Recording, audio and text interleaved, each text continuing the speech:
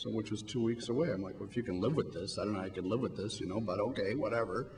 So I called, in the meantime, the exorcist of Chicago, and I asked him, what was that girl thing with the waving thing? Is that a soul, or is it a demon, or what? Because sometimes it's just a demon manifesting himself to just kind of freak you out.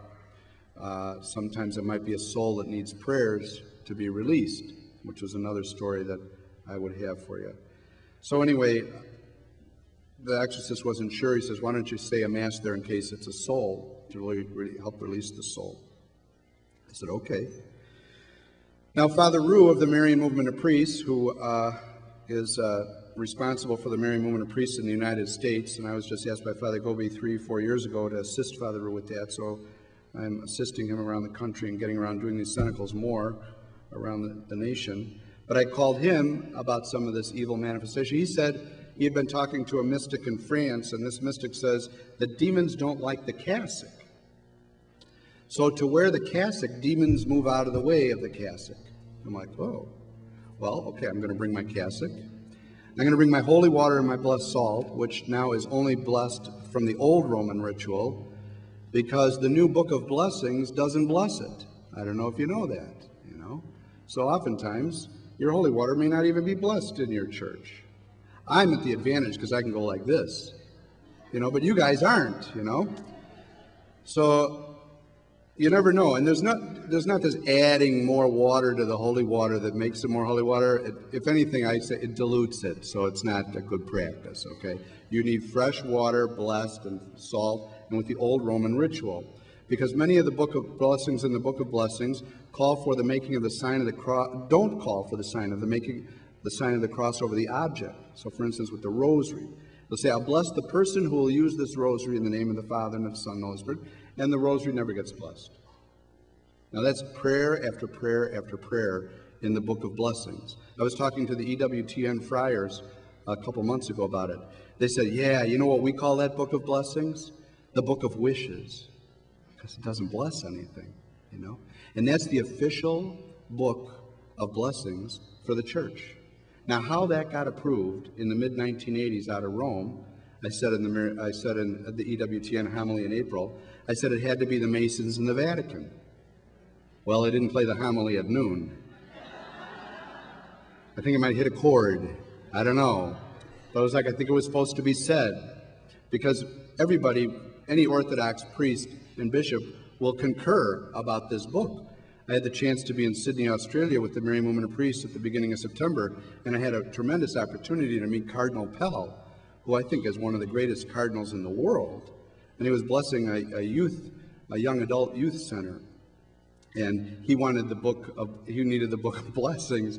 So the pastor who I was with, who's a traditional pastor, brought over the old Roman ritual, which is what I use today too, before Vatican II. And we got kicking around about the book of blessings. And I told him what the EWTN friars call it. Well, they all smile and they all agree, So we got these problems in the church. That's why there's so much problems, You're not getting oftentimes authentic teaching.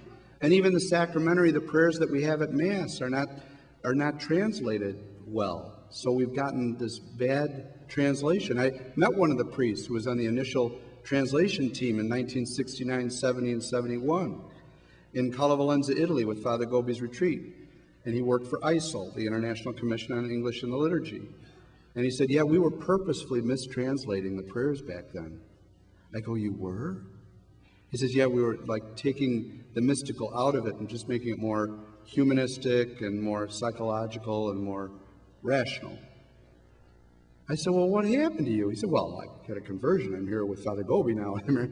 But you see, So this new sacramentary that's supposed to come out, which has been delayed almost 10 years, because there's enemies among the bishops who keep it from, they just play a little game with it to keep it from being finally approved, just to postpone it, because the longer they postpone it, the more souls are lost. So they keep putting it off. Oh, it'll be 2008. Oh, it'll be 2010. Oh, it'll be 2012. Keep pushing it off. So it's finally being approved, but, it's still not published. And it's going to be authentic, because Pope John Paul also saw the problem, and he wrote that encyclical letter, Liturgicum authenticum. So he had to have an encyclical letter on how to interpret so that it's done faithfully. You know, that's how bad it is. You have to first write a letter on how to write a letter. So keep up your prayers for the church. Anyway,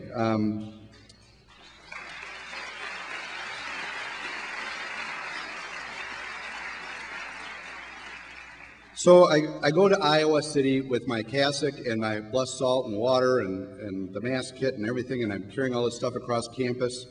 And I got the moms with me, and we blessed the house. Well, in the middle of the blessing, in the middle of the Mass, they're talking behind me. Because I'm saying the Mass ad orientem, so they're behind me because the living room was real small. And after the Mass was over, I said, what were you guys talking about? They said, well, we heard a door close at the end of the hall.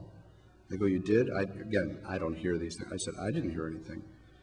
So I'm recounting the story about a month later at the parish to the youth group.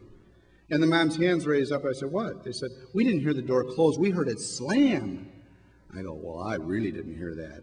But again, what I discovered was that's a sign that he left. If he was there, he left.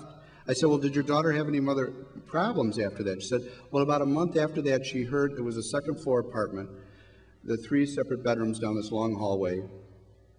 And the other thing was that their homework assignment would be all messed up from how they left it the night before on their kitchen table. So anyway, she said this one night she heard the patio door open. It's a second floor balcony. She heard it open, something come in her apartment, and start jiggling her bedroom doorknob. And she's praying her rosary, which she was praying all the time, and across crucifixes in all the bedrooms.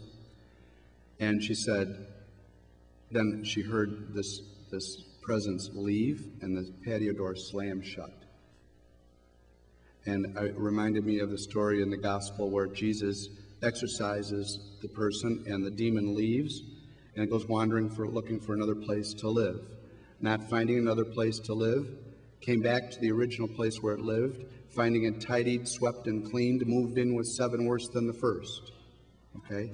So what that means is, if something is blessed, yes, the devil has to go. If it's not protected, more will come back in. So these girls were protecting. Actually, these girls had such faith, more than me, because I had faith in the prayers. They had faith in their heart. Because the night before I came, they were singing a song. They're going, nee, nee, nee, nee, nee, you gotta leave. Tomorrow is your last day. I'm thinking, I'm like, wow, you guys are good, you know. I'm like, I don't think I would do that, you know. So what I've come to realize in working with Colleen, the prayer of the church, the prayer in that Roman ritual that I pray over a place, I'm not authorized to pray it over a person because that only the exorcist is authorized to pray it over a person. See, the blessing of Jesus dispels the demons or brings on the grace. So when Colleen, who has a gift for seeing or knowing this presence at times, we blessed a place, a big house downstate, a little bit downstate, and it was thoroughly possessed by the Masonic and a Satanic lodge in this small little town. And the Satanic lodge had a draconian demonic demon on top of it. And it was a town of about 200 or 300 in downstate Illinois. And when we finished, it took 3 times to go down to this house because the people who bought the house wanted to move out right away. And Colleen says, no, tell them they can't move because it can move with them. I'm like, oh. So we had to get to work.